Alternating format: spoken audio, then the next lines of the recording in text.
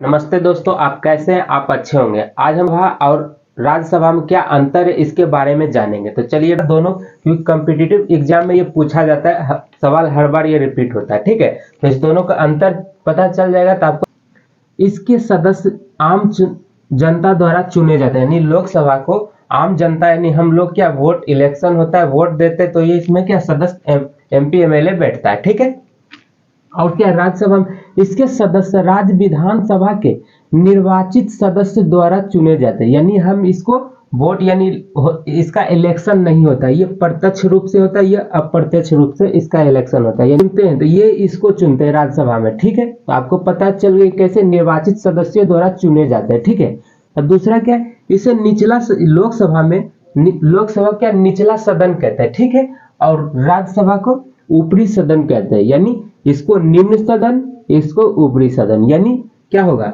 Lower house और upper house कहेंगे। दूसरा इसका अंतर आपको पता चल गया होगा।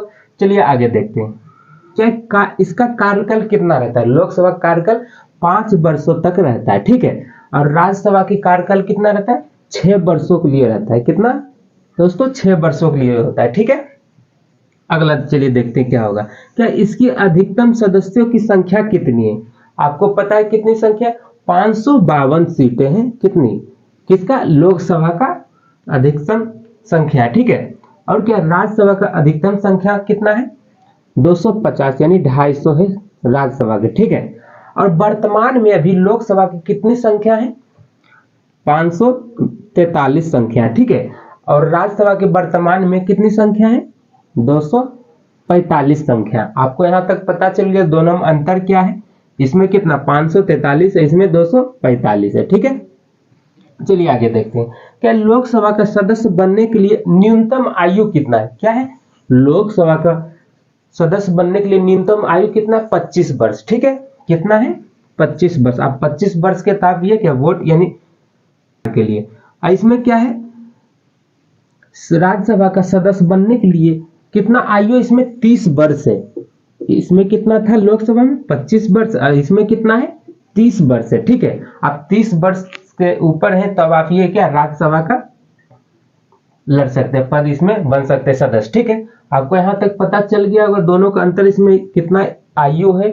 ठीक है, क्या इसे लोकसभा का इसे युवा सदन भी कहते हैं, यानी युवा क्यों कहते हैं? क्योंकि 25 वर्ष का होता है तभी इलेक्शन इसमें आप खड़ा सकते हैं, उम्मीदवार बन सकता है। इसमें क्या है, अब इसे क्या कहते हैं? बूढ़ा सदन कहते हैं, बूढ़ों का सदन है, यानी आप 30 वर्ष से अधिक है तभी आप इसमें सदस्य बन सकते हैं राज्यसभा में। तो आपको ये पूरा बेसिक सब पता चल गया होगा, क्योंकि इससे एग्जाम में पूछा जाता है दोनों का अंतर क्या है, इसका मतलब क्या होता है। ठीक है, और इसे क्या कहते हैं? राज्यसभा यह एक अस्थाई सदन है, यानी ये अस्थाई सदन है, ये अस्थाई सदन ये भंग हो जाता है। ठीक है, जिसके 1/3 सदस्य प्रत्येक 2 वर्षों के बाद हट जाते हैं, यानी प्रत्येक 2 वर्षों के बाद नए सदस्य इसमें बैठते हैं, बनते हैं। ठीक है, क्योंकि इसमें हर 2 साल के बाद नए बैठते हैं। ठीक है, क्या है? एक अस्थाई सदस्य ये जिसके 1/3 सदस्य प्रत्येक 2 वर्षों के बाद हट जाते हैं। ठीक है, तो आपको ये पूरा पता चल गया। ठीक है, हम अगले क्लास में मिलते हैं और कोई न्यू क्वेश्चन के। और ठीक है, जय हिंद, जय भारत।